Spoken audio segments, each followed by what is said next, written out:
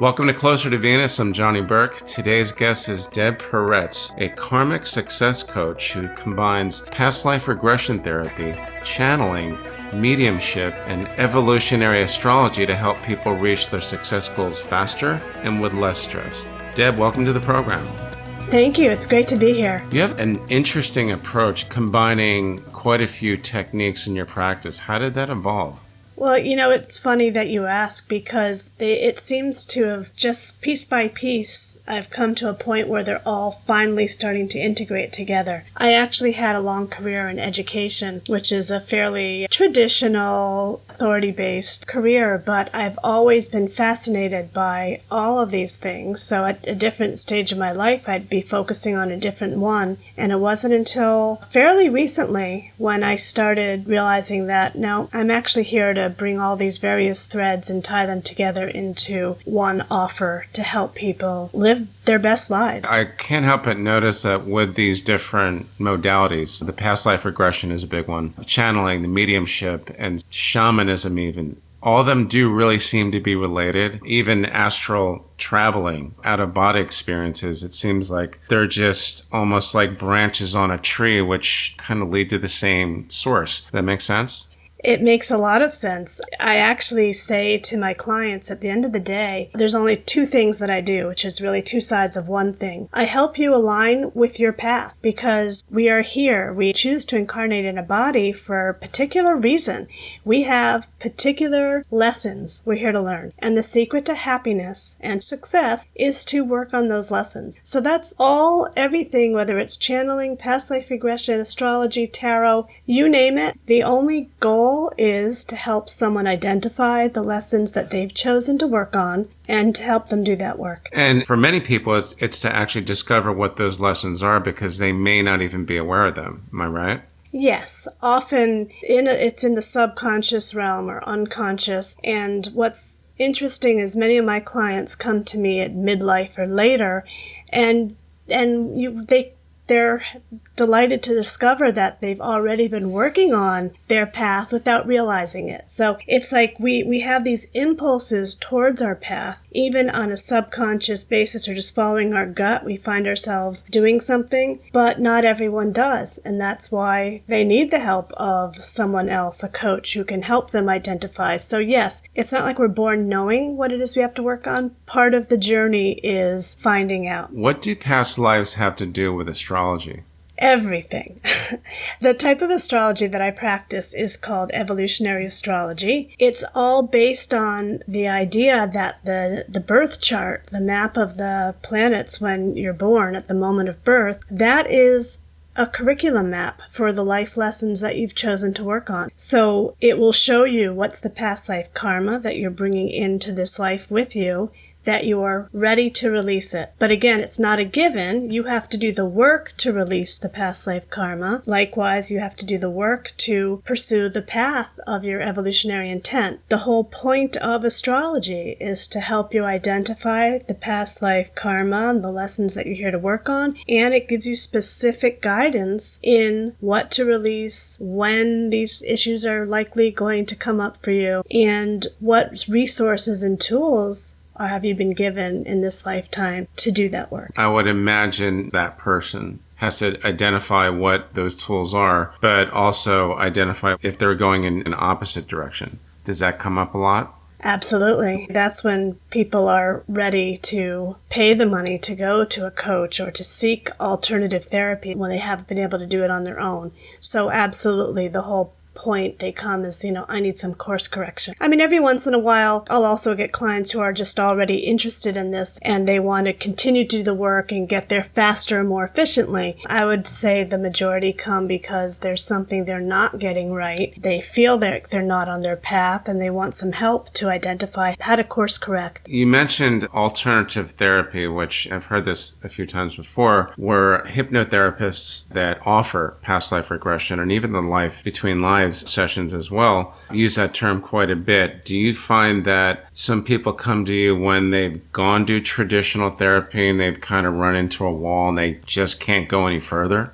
Yes, there's some people who are naturally interested in these topics, so they may seek someone out even if they don't have a serious issue, but a lot of times people are desperate. Conventional medicine, conventional therapy hasn't been helpful. The type of past life regression therapy that I'm trained in is deep memory process. It's an approach that Dr. Roger Wilger developed. And during that training, the stories were just amazing. The case studies of the people who had all these physical as well as emotional debilitating issues solved through this past life regression therapy. It's pretty astounding. Yes, it is, which is what regression therapy pretty much started out as. These therapists did not count on stumbling into a past life as Dr. Brian Weiss did with his female patient. I can't remember her name, but Catherine, I believe. Catherine, yes. That's an amazing story. It really is. Now, you mentioned also the training that you had. It's a type of past life regression therapy, which is called deep memory process. Yes. It's more focused on trauma. Brian Weiss's style, which is probably the better known thanks to his books, is a more, well, let's explore past lives and see what comes up. And there have been amazing stories of recovery and amazing experiences. I'm a big fan of his work and his books. But deep memory process is a little more focused on really the trauma that's bothering you. You're not going to go back to a life where you were this happy, wandering musician going from town to town, delighting everyone you meet. You're going for the lives that resulted in some sort of traumatic residue that's influencing your life today. So it's a lot more intense. It seems like it's a lot more targeted. So I guess if someone was to consider past life regression, they have a choice where, do you want to go back and find the life when you were a Roman gladiator, or do you want to actually address the problem you have? Past life regression cases and the studies and the stories that a lot of us know really are quite incredible. So when you have someone come in to your office to do therapy, do you start with the astrology first and the birth chart, or what is the sequences of events? Because obviously you're using more than one technique, I imagine. I'm not doing a lot of the deep memory process these days. I found my secret sauce is grounded in the astrology and the coaching. So I don't really do real regression. What I'll do is people come to me and the first step is we'll do an astrology reading of their birth chart from the karmic lens. And the first thing I'll do is look at the past life signature. And then I really use my channeling where I'll connect to the energy and with the help of the birth chart, bring in the themes of the past lives that are influencing this life today. It's a gentler way for the client, as opposed to this psychodrama where you're kind of like recreating these really intense feelings. So I use more of the channeling, I'll use tarot cards, but I also use these wonderful coaching techniques that come from positive psychology, everything we're learning about how the brain works, as well as some of the more esoteric things. So I'll tell them, I'll say, Johnny, I see in your chart, there's a strong signature. It looks like you had a past life where you were very active in the public realm, in very difficult circumstances. You lived a life of sacrifice and hardship, but for an important cause you believed in. And I'll get the information and I'll share it with them. Then we'll talk about what residues of that lifetime are impacting you this time. And then once we've kind of gotten a really good picture of that, then we'll look at, okay, so what should you be focusing on this time? When you say channeling energies, is that an alternative to using the past life regression to find that energy, which I believe is a past life, isn't it? Yes, well, everything is energy, right? The whole world, everything in it. So people use different language, different terminology, often to describe the same thing. Like I'll have potential clients ask me, do you read Akashic Records? The Akashic Records is a term for this universal energy field where all information, all knowledge, source, everything is. So when I'm tapping in to get guidance, am I tapping into my higher self? Yes. Am I tapping into my guides? Yes. I've got a group of guides that I work with. But I'm also tapping into the energy of the aura of the client. Am I specifically connecting with their guides, their higher self? Maybe, maybe not. I'm not so focused on the mode. I'm just focused on the stream of information that comes. I connect to my guides, to my higher self. I connect to source, and I just trust that the information that I need for the client will come to me. I'm glad to have the opportunity to say astrology can give so much information, it could be a rabbit hole. I mean, traditional astrologers, they are grappling. There is so much detail. You could give a 10-hour reading on a birth chart looking at all these different angles and aspects, and that's just overwhelmed for me. So I use the chart as a starting point, but then I'm just tapping in to get the rest of the direction. Does that make sense? It does. As far as the guides are concerned, guides, which you also refer to as your higher self, it seems to me that there are a lot of questions people have about guides, and they confuse guides with angels, because sometimes a guardian angel and a guide are one and the same, and sometimes they're not. Can you give us an example of how you go about connecting with your guides? If you and I are in a session, you connect with your guides first and then with my guides, and how does that process go, and how does it guide you in the process of the session? Sure. I think a lot of it has to do with terminology and language. We have lots of different words that cover similar things. The other thing also is we have to remember that there is no single reality that's neutral. Each one of us perceive reality and it's slightly different. So my understanding and way of working and connecting will be filtered through my consciousness and my soul's energy. What one person calls an angel, another person calls a guardian angel. I don't get too attached to names and terms. However, the soul is eternal, and souls are at different stages of development and evolution, and when we're not in a body, they play different roles. Some choose to guide. Often our guides are loved ones. For example, my grandmother and my father are both guides for me now. But yet I also have a higher guide. His job is to really be my mentor in this work. So I've been working with him for many years. But I've also had other guides come and go. So he's at a different plane than, say, my father and my grandmother. So yeah, there are differences. I find that they have different roles, different purposes. A lot of people, they say, oh, I want to know the name of my guide. What's my guide's name? And I hate to say it, but it's anything you want it to be, right? I mean, I had a guide who called himself Merlin. Was he the Merlin of King Arthur legend? Probably no. not. But he connected to something in me that by him calling himself Merlin, it drew up, an energy of my associations with the character of Merlin. I have another guide who calls himself Ra. Is he the ancient Egyptian sun god? Probably not, but it works. That's actually pretty cool. So maybe this is a silly question, but I'll ask anyway. How important do you think that these guides are, whether they're our loved ones or the ones on the higher plane or higher frequency? I think they're of central importance because one of the gifts of being in a body is that we have these guides for help. And if you're not aware of them or you don't ask them for help, you have to ask in order to get the help, then you're missing out on one of the best parts of this journey. You're not meant to go through it alone. There are beings that love you and are there to help you, but you need to recognize that they're there and ask for the help in order to benefit. Agreed. And it's something I've heard over and over again from several people. Do you find that when you have clients that have questions about guides, for instance, I don't know the name of my guide, they don't come to me in my meditation, why is this not happening? Do you find that some people do get frustrated? Absolutely. In fact, I was one of those people.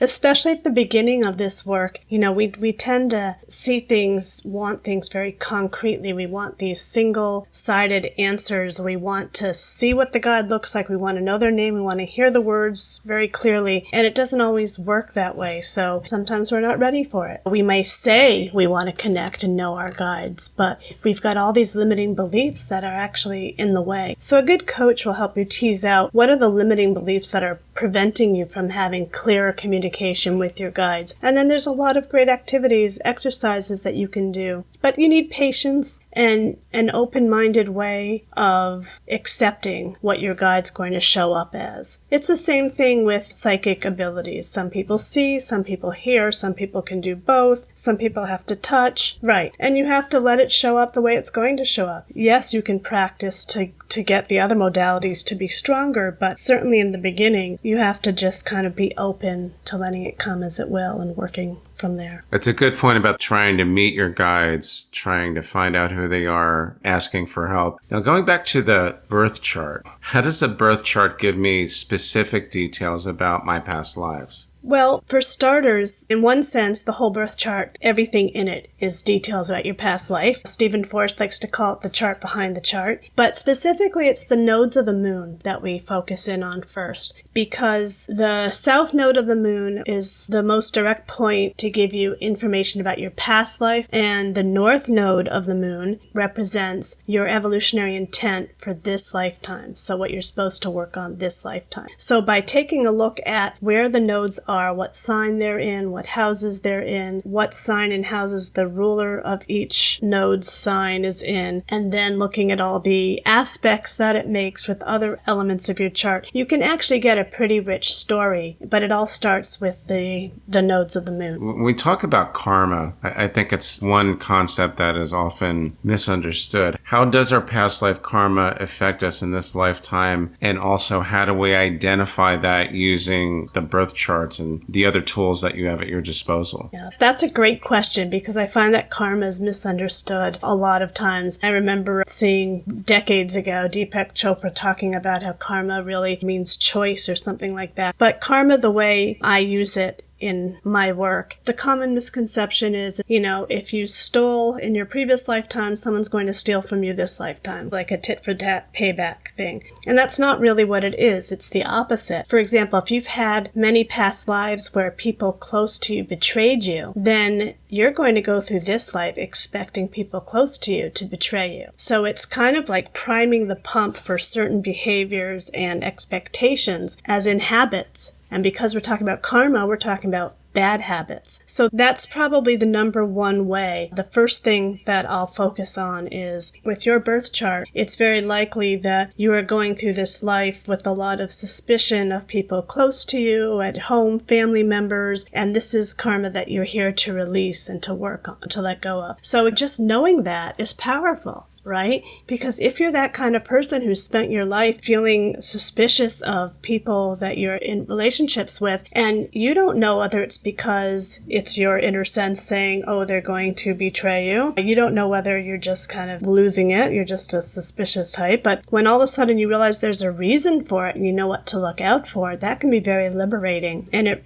literally can change people's lives. So that's the first one, is it points at bad habits that are based on the karma. The other one, and it's kind of related to it, is that traps to avoid. If you know that you have a tendency to be a know-it-all based on your past life signature, you are very sure of what you knew and you had a very closed mind because you were very set in your ways, then you know to look out for that this time round. Maybe make an extra effort to be open-minded and to seek alternate perspectives before you draw a conclusion. And then the third way is that it also gives us strengths. Like if we had many lives where we were a doctor or some sort of healer in many lives, we're probably coming into this lifetime with a lot of wisdom around health and well-being. That does seem to make more sense, because I'm not sure about the tit-for-tat model, as you mentioned, but take someone who consistently lives bad lives, cheats, steals, unethical, no moral compass over and over again. So they escape punishment from that? Or is it just the fact that they keep living the same lives over and over again, almost like a form of penance, until they realize that they need to work on themselves and become better people? Yeah, it's kind of that they just have to keep coming back to school, repeating the same lessons over and over them until they get it right. Cherie Carter Scott has this great book where she has the 10 rules for being human, and one of them is, lessons will be repeated until learned. And that's really the case. If you keep making bad choices and you keep choosing to do hurtful things, you're just going to keep coming up with situations designed to help you learn these lessons again and again and again and again until you do. How many lifetimes will it take? Who knows? Usually it does take us several lifetimes to learn some key lessons,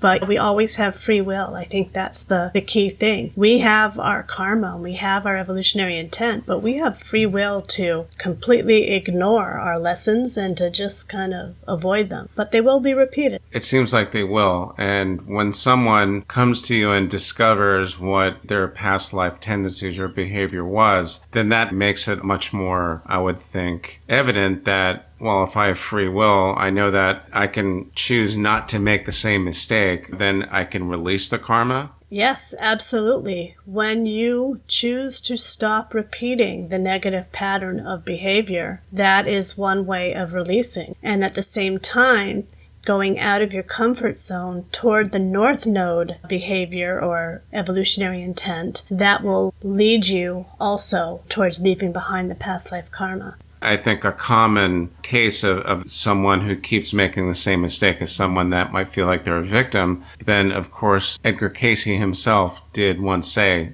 there are no victims. Can you give us an example? Someone that comes to you with a specific concern, or maybe they're already interested in all these things and they go through a process, and by the time the therapy is over, perhaps their goals are realized or maybe they weren't. I'll give one example. I had someone come to me and she was pretty much in crisis, and she did acknowledge that she was in a bad state. She was in a very toxic work environment and she knew it, but she wasn't ready to leave it. And she was committed to it even. I knew from early on she is repeating past life patterns by staying in this toxic work environment. Now, the truth is sometimes the past life karma, even when it's negative, because it's familiar, it can be comforting in that weird way. So even though it was toxic and damaging to her, it was familiar to her on a karmic level. As a coach, I can't come out and say, you've got to quit your job, right? She has to come up with this decision herself.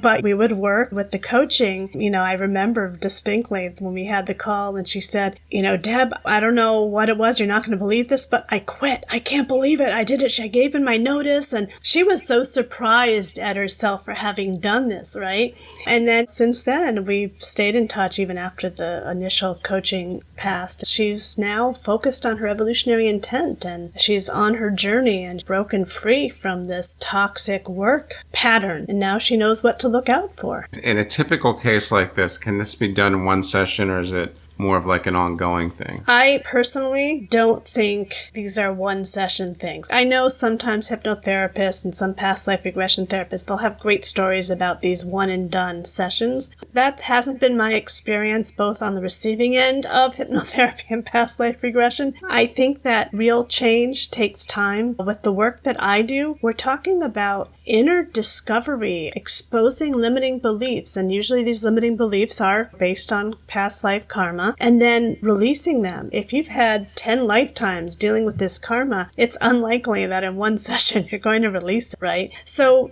it doesn't work. And for that reason, with my one-on-one coaching clients, that I insist that they start with a 12-session package. I feel like that's a good basis to do the fundamental work. And there's also, depending on the individual, there's also shadow work to do. So it's a real inner journey, but it's powerful and transformative. I'm not saying that there aren't other modalities that can do certain things in a one-off, but the kind of work of aligning with your life's purpose is not a one-and-done type of thing. It does sound like that. When you use the term align with your life's purpose, it's something I've heard from practitioners from many different modalities, even Akashic Records readers, because as we mentioned at the top of the episode, that all these things are related. So if someone wanted to learn more about astrology, I know there's tons of books on Amazon, but what are some of your top picks if somebody wants to really get at the core of what all this means? Absolutely. I recommend Stephen Forrest's work. His style of evolutionary astrology is most closely aligned with what I do. So my number one recommendation for anyone who wants to learn more is to read his book, The Inner Sky. where he really presents evolutionary astrology and covers. It's a great, excellent overview. If someone has read that and wants more, I recommend going on to his book, Yesterday's Sky, which is where he really goes deep into the past life and karmic elements of evolutionary astrology. Now, do you think by reading these types of books, would that make someone a little bit better prepared for some of your sessions? No, not necessarily. My clients, even a majority of them, don't know anything about astrology. They don't need to, so long as I know. And I'll use a lot of the terminology sometimes, and I'll just say, this is more an organizational tool for me. You can ignore it, but I meet people where they are, the teacher in me. Wherever they are, I'll bring it to them, and it will work. They don't need to learn astrology to get the powerful results. It's really the coaching, anyway. That's the end of the day. And you were a teacher before you did this, right? Yes. So do you think that background was obviously a good influence in how it's affected your coaching style now? I would think. Absolutely. I just consider it like shifting into a different lane of teaching. But if you want to hear a funny story about, past life karma. Always. So these patterns that we have, that we bring in from our past lives are so strong and pervasive, it can be hard to break out of them. And usually our karmic intent that we're supposed to be here working towards is outside our comfort zone. So I went into teaching. It was something that was always easy for me. I started off in K-12 teaching, and then when I completed my doctorate, I went into higher ed teaching. And I loved it. It was really my dream job. Ever since I was little, I wanted to be a tenured faculty member somewhere, right? And I loved everything about it. But my entire life, I've had this passion for tarot, astrology, past lives, and psychic development. That was a big part of me, but it was kind of shut into the closet. It wasn't until midlife when I got back into astrology, looking at my chart again through the wisdom of age, and I'm realizing that I was just continuing my past life karma. Teaching was my past life strength that I brought into this world, but it wasn't what I was here to do. I was here to work on more mystical, spiritual types of teaching. And it's right there in my chart as plain as day, and I must have seen it a million times throughout my adult life, but it really didn't hit me until midlife that I was on the wrong path, that I was taking the easy way out, staying in my comfort zone of teaching, because I didn't want to come, as I say, out of the woo-woo closet and say, yeah, I do all this weird stuff, but that's really what I'm here to do. So it's kind of funny that now I help people not make the mistake I made. Speaking of coming out of the woo-woo closet, I can appreciate the description, but what you do with the past life regression and channeling and the evolutionary astrology, really, I don't think that really is in the woo-woo realm, because you get results and it's tangible. Correct me if I'm wrong, but the woo-woo thing to me seemed to be more people and their opinions, whereas the practitioners, the researchers, the people that use direct experience, it's like anything but. Well, I'm definitely with you on that. I actually think that's why I try to stay away from terms like the occult and supernatural. I think there's absolutely nothing mysterious about this. I think this work is actually as natural and a part of our senses and the way our brain works. I think much of the psychic channeling and that kind of work resides in the right side of the right hemisphere of the brain. I think there's good evidence for it. So yeah, I agree with you that it's very natural and tangible, with tangible benefits. The problem is that we are up against an establishment that for literally millennia has been focused on limiting our reach, our knowledge, even the cult of science. And I've got a PhD. I come from the world of research. I know what empirical research is, and I know the value of science, but there are things that empirical methods can't measure. I could actually go on a soapbox on this, but Neil deGrasse Tyson, right, the astrophysicist, I love what he does for astronomy and for space and science, and yet for some reason he thinks that because he's an astronomer or an astrophysicist that gives him knowledge of astrology. So he's always mocking astrology and putting it down, and I don't understand. This isn't your field. You know nothing about it. What is it that makes you feel qualified to render an opinion about something out of your field? You brought up some really good points describing your work as natural, because I remember talking to somebody actually very recently. We were talking about star beings and astral travel and all this really cool stuff, but one of the anecdotes that came up during that discussion was one day there were these star beings and they thought they wanted to take a really cool vacation and go to Earth and find, because it was the densest planet available. And they came here and they forgot all their abilities. The intuition, the empathic abilities, and so on, those are all natural. In our natural spiritual state, we have those. We had a laugh about it, but I thought, well, actually, it kind of makes sense. Speaking of funny past life stories, and this isn't mine, but it's worth repeating. I think it was the Long Island medium, Teresa Caputo, and she was talking about past lives. And she said, life is like an episode of Saturday Night Live. The cast is always the same, but they always change their outfits for all the different skits. And at the end of the night, they all hug each other. I thought that's actually pretty clever. I love it. Actually, a pretty fair description. I haven't heard that before. It kind of reminds me of something I think it's Stephen Forrest says. I hope I'm not attributing this to the wrong person. With astrology, it's like the planets are actors on a stage, and the signs of the zodiac are the characters they play. So you'll get the planet playing a character, playing a sign, and then the house of the birth chart represents the setting of the stage. That makes sense too. A lot of things that we don't really understand is that when we talk about the kind of work that you do, and then the opposite side of the stage, we have science. I think at the end of the day, what we're trying to do is bridge the gap between science and spirituality. That's what it seems like to me. What do you think? I think a lot of people are doing some great work in that field. Lynn McTaggart, I believe, with her intention experiment, has been doing great things. Dawson Church presents some of the research behind EFT. So I think there are people who are helping to bridge the gap, and they're doing wonderful work. However, I think we have to remember that there are going to be some things that we are not going to be able to answer with empirical science. It's the same thing in education. We can't look inside the brain of a child as they're learning, even though we do have the functional MRIs now. But not everything will be measurable in the empirical sense. Some of it will be, and that's great, and I support that. But we have to have the open mind. Absolutely. I think the importance of this kind of work is going to grow even more, and hopefully it will reach critical mass where people take it a little bit more seriously and see the value. Deb, thanks so much for joining us today. Really great information. How can our listeners find you online? Thanks for having me. This is really wonderful. People who are interested in learning more can go to my website, debperetz.com. And if anyone wants to get a birth chart reading, a karmic overview of their chart, there's a link there on my website. I'm launching a podcast of my own. Check it out. It will be on YouTube, called Planets and Profit, Business Astrology for the Entrepreneur. You've been listening to Closer to Venus. I'm Johnny Burke. If you enjoyed today's episode, please consider subscribing. If you really liked it, you can leave us a review on iTunes. Thanks again for tuning in, and we'll see you next time.